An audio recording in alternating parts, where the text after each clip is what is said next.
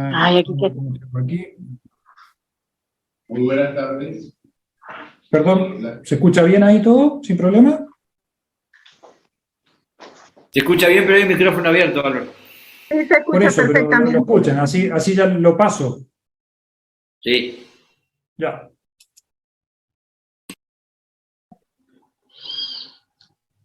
Muy buenas tardes. Doy las gracias por la invitación que se hizo para enviar un tema a tratar en el de hoy. Consiste en la distinción de la primera costilla. Generalidades sobre la primera costilla. Desde el punto de vista anatómico y mecánico, la primera costilla es totalmente diferente a la costilla relacionada con el esternón. En cuanto a su anatomía, podemos decir que está situada en el espacio cérvico-torácico, comportándose como una costilla y ocupa la parte media del desfiladero torácico. No se oye bien. Porque usted le dio al De todas las audio. costillas, Mire a ver. más anchas, cortas y curvas. No, mire a ver, usted le dio algo aquí. De las demás, podemos ver en esta imagen comparativa entre la primera costilla y la segunda. ¿Aquí? Se articula. Perdón, Álvaro. Sí, es que no la puedo, perdón. No, es que pasa que hay muchos micrófonos abiertos. Tendrían que, por favor, Sí. todos cerrar los micrófonos. Sí. Por favor, porque no los puedo cerrar porque si no cierro la pantalla también. Entonces me están pidiendo que aumente el volumen del video, así que por favor les pido si pueden cerrar todos los micrófonos, por favor.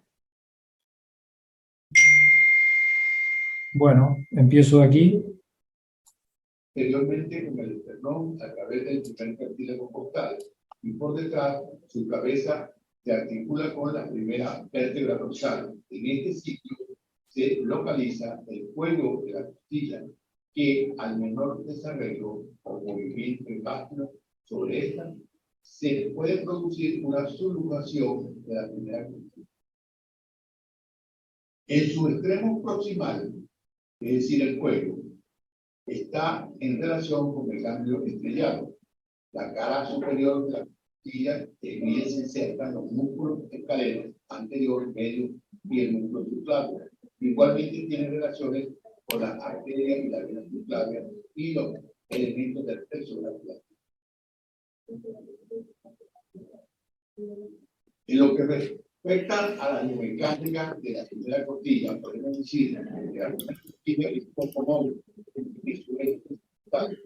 El movimiento se hace de arriba hacia abajo, y que en la inspiración tiene sube, en la expiración la costilla baja.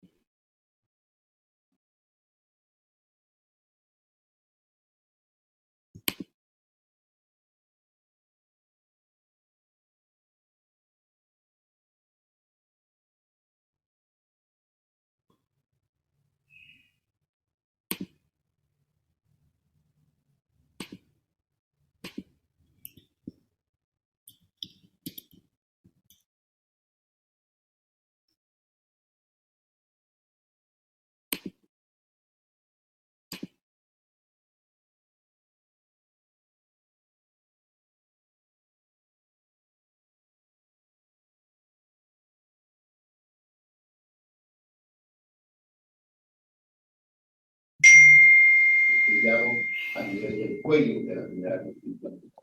Allí podemos observar que en este cambio estelar o estrellado parten ramas simpáticas hacia la parte de los pares craneales, hacia la parte del tórax, hacia la parte del abdomen, y podemos tener participaciones con vísceras a estos niveles. Resumiendo la sintomatología en un proceso digritativo del canto estelar o un bloqueo de la primera costilla, puede expresarse que pueden existir cefaleas globales, frontales, bitemporales, pero nunca occipitales. Pueden existir ciertas palpitaciones funcionales, colitis, ciertos tipos de constipación anormales, afecciones torácicas, síndromes de salida torácica, y la primera costilla con frecuencia está bloqueada en el asma y en los estados de espasmofilia. La disfunción costal provoca la tensión protectora de las estructuras musculares que se relacionan con la primera costilla. Ello hace que la mirada se incline hacia el lado afectado, perdiéndose la horizontalidad. El hombro contralateral se colocará en anterior, es decir, hombro anterior, para compensar la tensión del otro lado y devolver la horizontalidad de la mirada. En estos casos, el espacio subacromial pierde su característica y el músculo supraespinoso reduce su deslizamiento.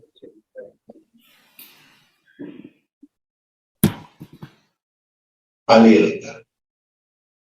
Si la causa que está provocando la patología del paciente es exclusivamente esta restricción, la restitución a la normalidad de la primera costilla contralateral resolvería el problema. Ante la sospecha de lo que se conoce como síndrome subacromial, debemos pensar en la compensación anatómica, funcional e incluso cuando nos encontramos en las situaciones en las que ha abordado la cirugía sin ningún resultado. Examen clínico. El examen clínico basa en un interrogatorio, una palpación y diagnóstico, unas pruebas dinámicas y un diagnóstico diferencial del problema. En el caso de que estamos frente a un paciente que se sospecha tiene una subluxación superior de la primera costilla, colocamos al paciente en posición sentada. El explorador se coloca detrás del paciente, que explora por palpación simultánea las dos primeras costillas. ¿Cómo lo hace? Retira hacia atrás simultáneamente ambos músculos trapecio superior.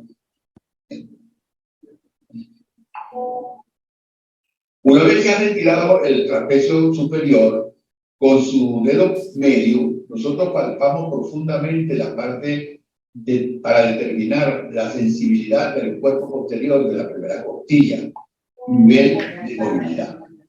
Un hallazgo de un desnivel de unos 5 milímetros en una de las costillas es significativo de que existe una disfunción positiva en ese lado. La costilla disfuncional es muy dolorosa en su cara superior.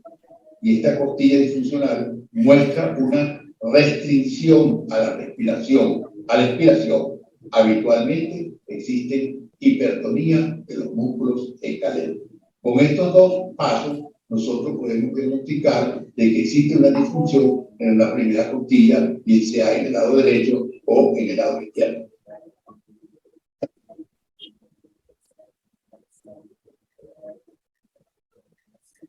Pasemos a revisar entonces las pruebas dinámicas con respecto al examen físico de este tipo de pacientes.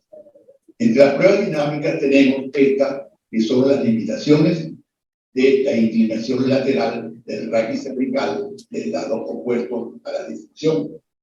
Este test se realiza en ligera extensión del raquis cervical para distender el músculo trapecio. La segunda parte es de todas las limitaciones de la rotación del lado de la disfunción costal realizada sobre un raquis cervical inferior en flexión, relajación de los músculos esternocleidomastoideo y escaleno. Lo último es la disminución de la movilidad residual articular en la abducción forzada del lado opuesto a la costilla disfuncional. Las pruebas dinámicas, al final, hacemos que la movilidad de la primera costilla se comprueba con un paciente en decúbito supino. Se colocan los dedos pulgares sobre los bordes superiores de la primera costilla para seguir su movimiento descendente de la costilla en disfunción y se queda enganchada o baja menos. Datos clínicos básicos que pueden orientar al diagnóstico. Dolor puntual a la presión anterior y posterior de la primera costilla contralateral. Visualización, palpación del hombro anterior virtual. Abducción pasiva diferente del hombro problema. Diagnóstico diferencial. Ante un cuadro que sospechamos una disfunción de la primera costilla, es necesario hacer el diagnóstico diferencial con el síndrome de personaje-Turner, con la osteoide, con la metástasis de la primera costilla o con una artritis de tipo infeccioso.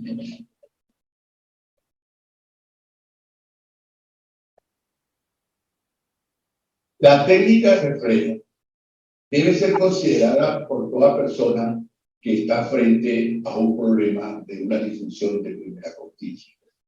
La extremidad proximal de la clavícula, antes de su articulación externo-clavicular, se encuentra en una zona que corresponde al último punto del meridiano del no. Si nosotros ejercemos una presión suave sobre esta parte inferior, en el caso que estemos ante unas cefaleas globales, frontales o temporales, y si esta maniobra se le acompaña con maniobras de automanipulación, el resultado es relativamente duradero. Para los acupuntores, no se les aconseja colocar agujas en esta zona porque es peligroso, se puede producir un colapso. Aquí tenemos una técnica de automanipulación. El paciente se siente en una silla, luego se apoya con su mano en el pasamano, trata de levantarse hacia arriba para tratar de lograr la posición bípeda. Otro ejercicio para automanipulación consiste en que la persona se toma las manos, luego hace una extensión y va suspendiendo progresivamente los dos miembros superiores hasta llegarlo a colocar en forma paralela con el cráneo. Otro ejercicio de automanipulación es tratar de estirar los músculos trapecios de ambos lados, tanto del lado derecho como del lado izquierdo, por ejercicio de contrarresistencia. Las técnicas manipulativas. Las técnicas manipulativas consisten entonces en que vamos a hacer ya la manipulación como tal de la primera costilla. Los pasos a seguir son: el paciente está sentado en un pequeño banco o silla dura con un diagnóstico, en este caso, de un bloqueo izquierdo. El practicante se coloca su codo derecho sobre el hombro derecho del paciente, colocando su mano derecha sobre la cabeza, imprime una rotación para la derecha en la cabeza, así como la flexión lateral para el lado izquierdo, para relajar el músculo a manipular. La mano izquierda del practicante se le coloca verticalmente el pulgar debajo del nivel de la convulsión cérvico-escapular izquierda del paciente. Se le pide al paciente que baje el hombro izquierdo. Durante la exploración se manipula de arriba a abajo.